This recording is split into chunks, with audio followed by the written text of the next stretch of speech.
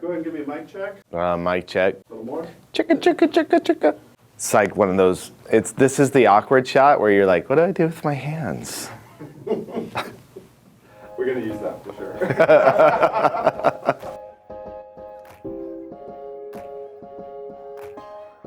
Branding's the fun stuff. We get to sit around and think up creative ideas and tell good stories and bring to light the things that are happening in the business and our product development and figure out a winsome way to take that to market. At the basic level, brand is, a logo and some colors and fonts. Those are just kind of the signifiers of who you are out in the market.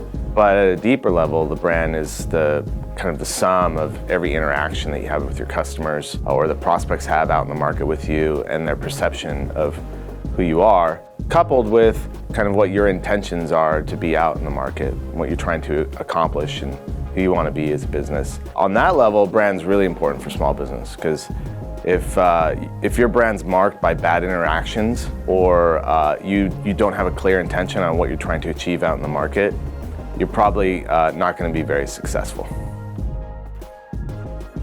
First, get clear on who you are and what you want to be, what your purpose is as a company. A lot of people would call this like a brand essence or what your brand strategy is. Marty Neumeyer he's a brand expert out there. He's got a website with a lot of tools that you can use on that kind of stuff. One of the rubrics is like, my product or my brand is the only, in whatever the category is, that whatever the benefit is. And if you can just kind of figure out those simple little formulas, they're kind of like North Stars or markers for you to be able to direct your actions, right?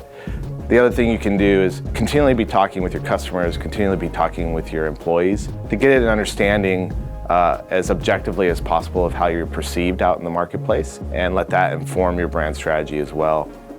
And then if you're capable inside, write up a really good brief around that so that it's really clear of like, here's who we're trying to be, here's the perception in the market and our strengths and some of our weaknesses.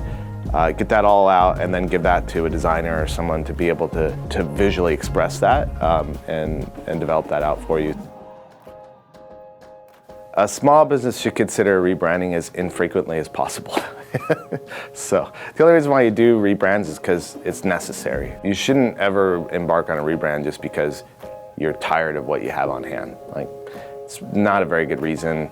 It often ends up being a lot costlier than you think it would be.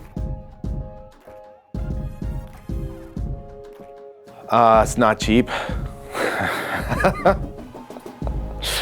Yeah, I mean, it can be.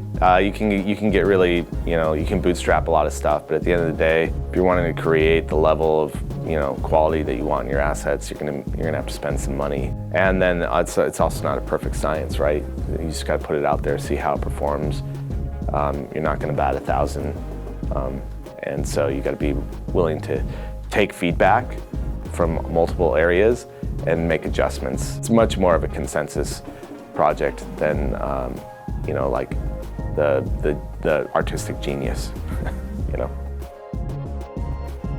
As a brand person, someone who's been on the agency side in-house for well over a decade, the opportunity to rebrand a company like Infusionsoft is a once-in-a-lifetime opportunity.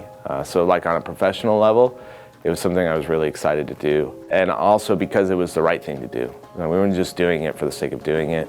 It was the right thing to do. There was a good mission behind it. I was really proud to be part of the team that got to do it. But for us, we knew that we were putting new products out into the market. We knew that we were going down market to a much larger base. We wanted to be a little more consumer friendly because small business owners oftentimes behave more like consumers than a traditional B2B play. Infusionsoft, great brand, strong brand, powerful product, still a huge part of who we are as Keap, more of a B2B type product and a B2B type brand. So we knew that if we wanted to go down market, we needed to make some changes. So that's when we embarked on exploring a rename, exploring a rebrand.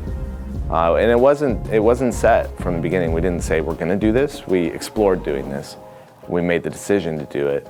Very considered, very thought through with Clay and Scott, the board, and our executives. And then we set down that path. We had a great partner in Pentagram to do that. We looked at a lot of name options. There's a lot of considerations go into that. But we really scored with Keap. It's short, it's memorable, it's core to what we do as a product.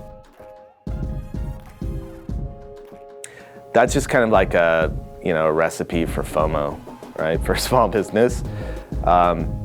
I think it's much better to look at other businesses like yours and see what they're doing successfully, see what you can adapt from that. It's not helpful to copy, but you can adapt what other businesses are doing for your purposes, what you're trying to do, and be critical and thinking for yourself on your own feet with what's basically good principles. That's like, and it's not necessarily hard, life cycle marketing is something we talk about here.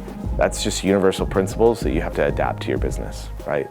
You'll be successful if you do it. We've seen it over and over again. You don't need a huge commercial budget to do that. You don't need like a large social media team to do that. You just need to nail the fundamentals at the end of the day, and your business will grow.